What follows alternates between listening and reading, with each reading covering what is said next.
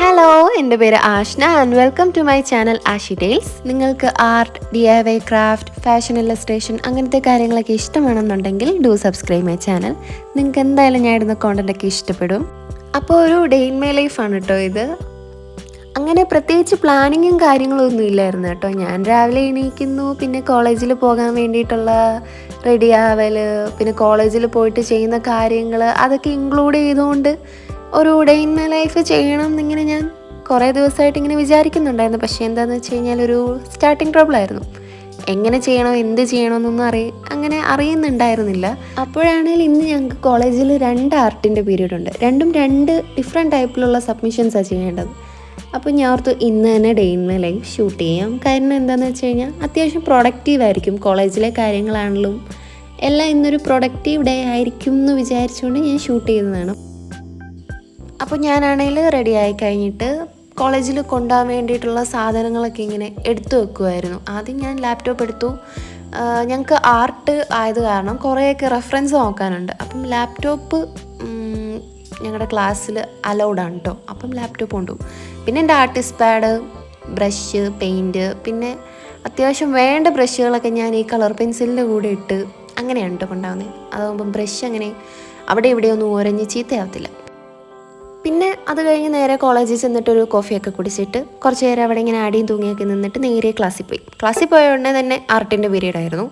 അപ്പോൾ ഞാനാണെങ്കിൽ പെയിൻറ്റും ഒക്കെ സംഭവങ്ങൾ ഇങ്ങനെ റെഡി ആക്കുമായിരുന്നു. ഇത് ആണെങ്കിൽ ഞാൻ 2 ടൈപ്പ് പെയിൻറ്റ് കൊണ്ടുപോകും കേട്ടോ. ഒന്ന് ആക്രിലിക്കും ഒന്ന് ഗുവാഷി എന്ന് പറഞ്ഞ പെയിൻറ്റും കൊണ്ടുപോകും. അപ്പോൾ ഈ സബ്ജക്റ്റ് എന്ന് പറഞ്ഞു കഴിഞ്ഞാൽ വേൾഡ് ആർട്ട് എന്ന് പറഞ്ഞൊരു സബ്ജക്റ്റാണ് കേട്ടോ. ഇതെൻ്റെ ഗ്രീക്കിൻ്റെ ഫ്രണ്ട് കവർ പേജാണ്. ഇത് എൻ്റെ കഴിഞ്ഞ വ്ളോഗ് കണ്ടവർക്ക് മനസ്സിലാവും. ഇത് ഞാൻ ചെയ്യണമെന്ന് വിചാരിച്ചെടുത്തിട്ട് മടി പിടിച്ച് മാറ്റി വെച്ചൊരു സംഭവമാണ്. എന്നിട്ട് പിന്നെന്താ, ഇപ്പോഴും ഞാൻ ഒന്നും ചെയ്തിട്ടില്ല. ആ കവർ പേജിന് മാത്രം പെയിൻ്റ് അടിച്ചോളൂ.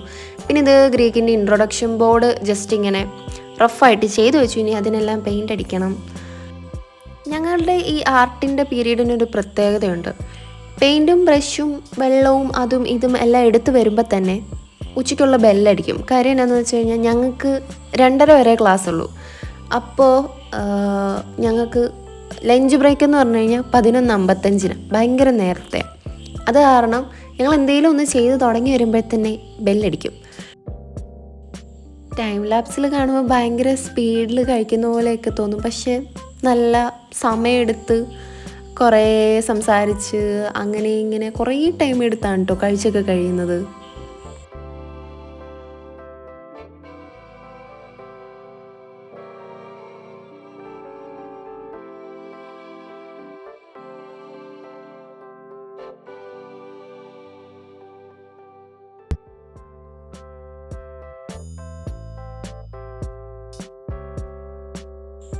അങ്ങനെ കഴിച്ചെല്ലാം കഴിഞ്ഞിട്ട് ഇങ്ങനെ ഇരിക്കുമ്പോൾ എൻ്റെ ഫ്രണ്ട് ഇങ്ങനെ എന്നെ കാണിച്ചു തരാം. എൻ്റെ കുപ്പി ഫുള്ള് സ്ക്രാച്ചായി, അതായി ഇതായി എന്നൊക്കെ പറഞ്ഞുകൊണ്ട് എന്നെ ഇങ്ങനെ ഡിസപ്പോയിൻ്റ് ചെയ്തുകൊണ്ടിരിക്കുക.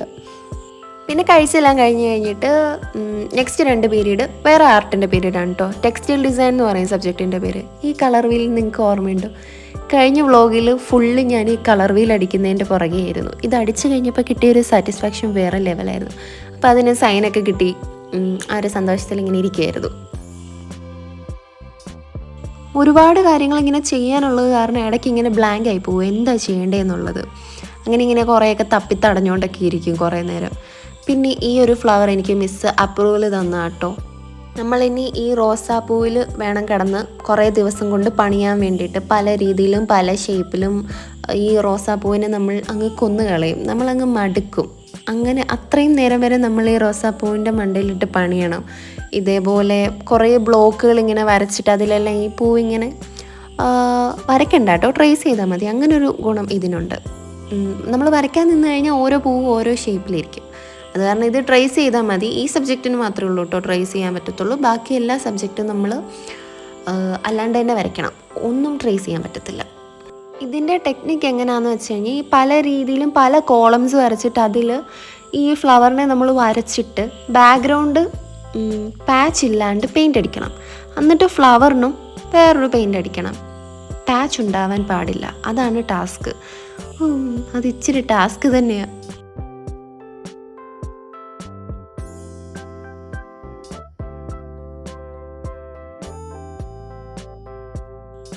പല കളേഴ്സ് അടിക്കേണ്ടത് കാരണം നമുക്കങ്ങോട്ട് കളർ കിട്ടത്തില്ല. ബാക്ക്ഗ്രൗണ്ടിന് ഏത് കൊടുക്കും, പൂവിന് ഏത് കൊടുക്കും, നമുക്ക് ഫിക്സഡ് ആയിട്ടൊരു കളർ മനസ്സിൽ കാണുമല്ലോ. ആ കളർ നമ്മൾ ഫസ്റ്റ് ബോക്സിന് അങ്ങ് അടിക്കും. പിന്നെ നമുക്ക് അടിക്കാൻ കളർ കിട്ടത്തില്ല. നമ്മൾ ഇങ്ങനെ ഒന്ന് ആലോചിക്കണം, ഒരു എന്താ പറയുക, ഇങ്ങനെ ചേരുന്ന ഒരു കളറ് കിട്ടാൻ വേണ്ടിയിട്ട് നമ്മളിങ്ങനെ ആലോചിച്ചുകൊണ്ടിരുന്ന് നമ്മുടെ തല നമ്മൾ കുഴയ്ക്കും. പിന്നെ കുറേ നേരം ബാക്കിയുള്ളവരുടെ കയ്യിലിരിക്കുന്ന കളർ പെൻസിലും അതും ഇതും എല്ലാം ഇങ്ങനെ വാങ്ങിച്ച് നമ്മുടെ കയ്യിലുണ്ടെങ്കിൽ നമുക്ക് ബാക്കിയുള്ളവരുടെ ഇങ്ങനെ വേറെ ബ്രാൻഡൊക്കെ കാണുമ്പോൾ ഒരു ക്യൂരിയോസിറ്റി കാണത്തില്ലേ. അങ്ങനെ ഞാൻ ഇങ്ങനെ ഓരോരുത്തരുടെ ഓരോ സാധനങ്ങളൊക്കെ ഇങ്ങനെ വാങ്ങിച്ചിട്ട് കൊള്ളാവുന്നൊക്കെ ഇങ്ങനെ നോക്കിക്കൊണ്ടിരിക്കും. അതൊക്കെയാണ് ക്ലാസ്സിൽ പോയി കഴിഞ്ഞ് കഴിഞ്ഞാൽ പണി.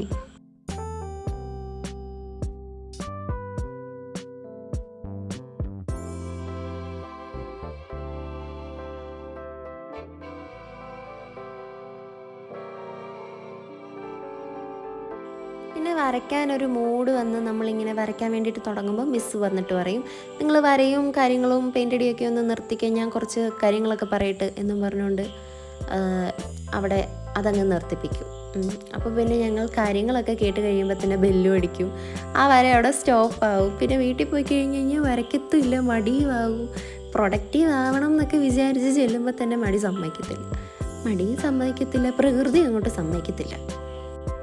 പിന്നെ പണിയെടുക്കാണ്ട് ഇങ്ങനെ ഉറക്കം തൂങ്ങിയിരിക്കുന്ന ഒരവസ്ഥയാണിത്. പ്രത്യേകിച്ച് കാര്യമാക്കണം. അങ്ങനെ ഞാൻ എൻ്റെ സംഭവം പെയിൻ്റ് അടിച്ചതിൻ്റെ കഥയൊന്നും പറയണ്ട. ധൃതി പിടിച്ച് പെയിൻ്റ് അടിച്ചുകൊണ്ടാണോ എന്നറിയത്തില്ല, ഇത് മൊത്തം പാച്ചെന്ന് പറഞ്ഞു കഴിഞ്ഞാൽ മൊത്തം പാച്ചാണ്. വേണമെങ്കിൽ നമുക്ക് അഡ്ജസ്റ്റ് ചെയ്യാൻ വേണ്ടി പറ്റും. പക്ഷേ എനിക്ക് ഇത് മാറ്റി വരയ്ക്കണമെന്നുണ്ട്. ഒരു മനസ്സ് വന്നു കഴിഞ്ഞാൽ ഞാൻ മാറ്റി വരയ്ക്കും, അല്ലെങ്കിൽ ഞാൻ ഇത് തന്നെ ഇതാക്കും. ഞാൻ ഫ്ലവറിന് ഞാൻ പെയിൻ്റ് അടിച്ചിട്ടില്ല. പിന്നെ ഞങ്ങളതെല്ലാം കഴിഞ്ഞപ്പോഴത്തേനും കോളേജിൽ നിന്ന് ഇറങ്ങി, വീട്ടിൽ പോകാൻ വേണ്ടിയിട്ട് കോളേജിൽ നിന്ന് ഇറങ്ങി. ഇതാണ് കോളേജ് ഞങ്ങളുടെ. അപ്പോൾ ഞങ്ങളുടെ കോളേജിനടുത്തൊരു പുതിയ കഫേ വന്നിട്ടുണ്ട്. അപ്പോൾ ഞങ്ങൾ ഓർത്തു വന്നാൽ പിന്നെ ഇന്ന് ആ കഫേയിലൊന്ന് പോയാലോ, ഒരു കോഫിയൊക്കെ കുടിക്കാമല്ലോ എന്നൊക്കെ വിചാരിച്ച് അങ്ങനെ പോയി. അവിടെ സാധാരണ നോർമലി കുറച്ച് കുഞ്ഞു ഐറ്റംസൊക്കെ ഉണ്ട് കഴിക്കാൻ വേണ്ടിയിട്ട്.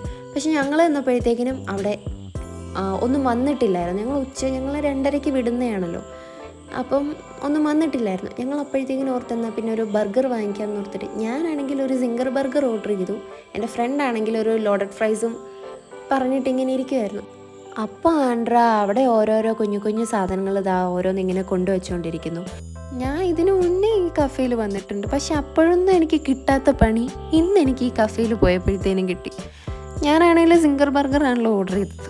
വലിയ കാര്യത്തിൽ എൻ്റെ ബർഗർ വന്ന് ഞാൻ പൊളിച്ചൊക്കെ നോക്കിയപ്പോഴത്തേക്കിനും ആണ്ടടാ, വന്ന ബർഗർ സിംഗർ ബർഗർ അല്ലായിരുന്നു, വേറെ ഏതോ ബർഗറായിരുന്നു. ഞാനങ്ങനെ സാഡായിട്ട് ഇങ്ങനെ ഇരിക്കുക. എന്താ ഇവരോട് പറയണ്ടയോ അതോ ഇത് തന്നെ കഴിക്കണോ എന്നൊക്കെ ഇങ്ങനെ വിചാരിച്ചിരുന്നപ്പോഴത്തേന് ലാസ്റ്റ് പിന്നെ ഞാൻ രണ്ടും കൽപ്പിച്ച് അവരോട് പോയി പറഞ്ഞു, അത് സിംഗർ ബർഗർ അല്ല എന്ന് പോയി പറഞ്ഞു. അപ്പോൾ ഞാനിങ്ങനെ അവർ പറഞ്ഞു ഓക്കെ എന്ന് പറഞ്ഞിട്ട് എന്നെ വിട്ട്.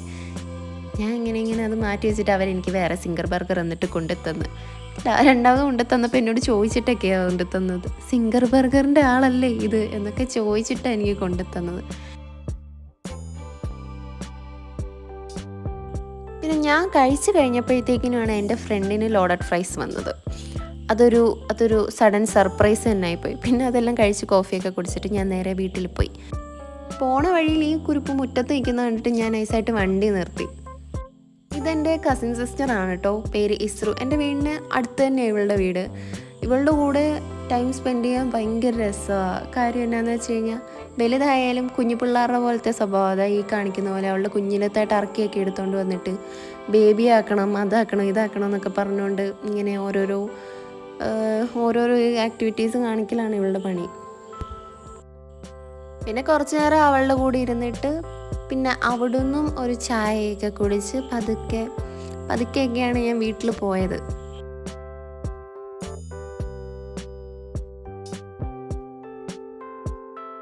പിന്നെ ഞാൻ എൻ്റെ വീട്ടിൽ ചെന്നോടനെ യൂണിഫോം പോലും മാറാതെ മുറ്റത്ത് നിന്ന് ഈ പെബിൾസ് പറക്കാൻ വേണ്ടിയിട്ട് പോയി. കാരണം നമുക്ക് ഇന്നൊരു ആർട്ട് ചെയ്യാനുണ്ട്, ഒരു സ്റ്റോൺ ആർട്ട് ചെയ്യാൻ വേണ്ടിയിട്ടാണ് കേട്ടോ ഞാനിത് നേരെ ചെന്ന് ഞാൻ ആ പെബിൾസിലോട്ട് കൈവച്ചത്. അങ്ങനെ അതും പറക്കിയിട്ട് ഒന്ന് ഫ്രഷൊക്കെ ആയിട്ട് ഇങ്ങനെ ഇരുന്നപ്പോൾ അടുത്തയാൾ വരുന്നു. ഗൈസ്, ഇതാണ് എൻ്റെ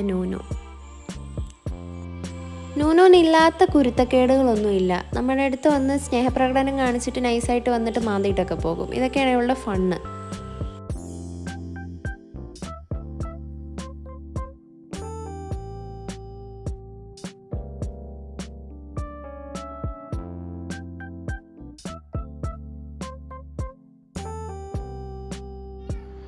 സ്നോന് തീരെ സ്നേഹമില്ലാത്തവളാണ് കൊണ്ട് ചാടിപ്പോണം. ഇനി ഞാൻ കയ്യിലെടുത്ത് വെച്ചുകൊണ്ടെന്ന് കഴിഞ്ഞാൽ പിന്നെ മാന്തി പറിക്കും. അതെല്ലാം കഴിഞ്ഞിട്ട് ഞാൻ എന്താ എൻ്റെ 4ാമത്തെ കോഫിയിലോട്ട് കിടക്കുന്നു. ഇപ്പം നിങ്ങൾക്ക് മനസ്സിലായില്ലേ ഞാനൊരു കോഫി അല്ലെ ചായ പേഴ്സൺ അല്ലെന്ന്. ഞാൻ അതിനും വേണ്ടി കുടിക്കും. പിന്നെ അതെല്ലാം കഴിഞ്ഞിട്ട് ഞാൻ നേരെ റൂമിൽ വന്നു. നമ്മൾ മുറ്റത്തുനിന്ന് ഇറക്കിയ പെബിൾസിന് പെയിൻറ്റ് അടിക്കണ്ടായോ. അപ്പം ഞാൻ ആ പെബിൾസിനൊരു ബേസ് അടിച്ചിട്ട് അത് ഉണങ്ങാൻ വേണ്ടി വെച്ചു. അപ്പം ഞാൻ ഓർത്ത് അത് ഉണങ്ങുന്ന നേരത്തിന് ഇതാണ് എൻ്റെ മെഷീൻ. എൻ്റെ മെഷീൻ്റെ പുറത്തെ അവസ്ഥയാണിത്. ഞാൻ തന്നെ അലമ്പാക്കുന്നതാണ്. അപ്പം ഞാൻ ഓർത്തു ആ പെയിൻറ്റ് ഉണങ്ങുമ്പോഴത്തേക്കിനും ഇവിടെ ഒന്ന് ക്ലീൻ ചെയ്യാമെന്ന്. ഇതൊക്കെ ഞാൻ എന്തിനോ വേണ്ടി ഉണ്ടാക്കി വെച്ചേക്കുന്ന സാധനങ്ങളാണ്. എന്തിനാണെന്ന് എനിക്ക് കൂടി അറിയത്തില്ല. പക്ഷെ നമ്മൾ എന്തെങ്കിലുമൊക്കെ ചെയ്യും അത് വെച്ചിട്ട്. പിന്നെ ഈ 2 സ്പാനർ, ഇതെന്തിൻ്റെ ആവശ്യത്തിന് ഞാനതവിടെ കൊണ്ടുവച്ചേക്കുന്നതെന്ന് എനിക്ക് തന്നെ അറിയത്തില്ല. പക്ഷെ ഞാൻ തന്നെ കൊണ്ടുവച്ചതാ. എന്തിനാണെന്ന് എനിക്കറിയത്തില്ല. എന്നാൽ പോലും എനിക്ക് അങ്ങനത്തെ ചില കാര്യങ്ങളൊക്കെ ഇടയ്ക്കിടയ്ക്ക് ഇങ്ങനെ സംഭവിക്കാറുണ്ട്. പിന്നെ ഞാൻ ഈ ഒരു തുണി വാങ്ങിച്ച് വെച്ചിട്ട് കുറേ ദിവസമായി തയ്ക്കണം എന്നൊക്കെ വിചാരിച്ചിട്ട് ഞാൻ വെട്ടി വെച്ചേക്കുക. പക്ഷേ ഇതുവരെ തയ്ച്ചിട്ടില്ല. അപ്പം ഞാൻ ഓർത്തു ഞങ്ങൾക്ക് കോളേജിൽ ബുധനാഴ്ച കളറിടാം. അപ്പം ഞാൻ ഓർത്തു അതൊന്ന് തയ്ച്ച് വെക്കുവാണെന്നുണ്ടെങ്കിൽ ഈ വരുന്ന ബുധനാഴ്ച നമുക്ക് അതിടാമെന്ന് ഓർത്ത്, അതായത് നാളെ ഇടാമെന്ന് ഓർത്തിട്ട് ഞാൻ ഓർത്തു മെഷീൻ്റെ മുകളിലൊക്കെ ക്ലീൻ ചെയ്ത് കഴിയുമ്പോഴേ നമുക്ക് തയ്ക്കാൻ വേണ്ടി തോന്നുമല്ലോ എന്നൊക്കെ വിചാരിച്ച് ക്ലീൻ ചെയ്തത്.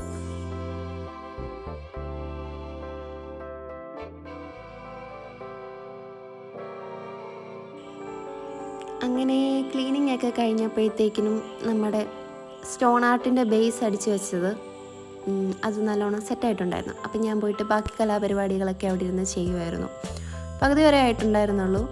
ഞാൻ ഈ സ്റ്റോൺ ആർട്ട് ചെയ്തതിൻ്റെ വീഡിയോ ഞാൻ ഷോർട്സ് ആയിട്ട് അപ്ലോഡ് ചെയ്തിട്ടുണ്ട് കേട്ടോ. അത് നിങ്ങൾക്ക് കാണാൻ താല്പര്യമുള്ളവർ അതുകൂടി ഒന്ന് കണ്ടേക്കണേ.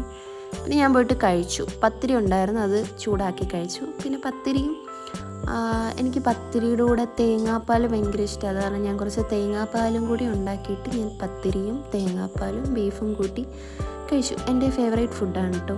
പിന്നെ ഫുഡ് കഴിച്ച് കഴിഞ്ഞാൽ ഞാൻ ഒന്നും ചെയ്യുന്നില്ല, നേരെ പോയി കിടന്നു. അപ്പോൾ ഇത്രയേ ഉള്ളൂ എൻ്റെ ഡേ ഇൻ മൈ ലൈഫ്. അപ്പോൾ ഓക്കെ ബൈ, പോയിട്ട് വരെ.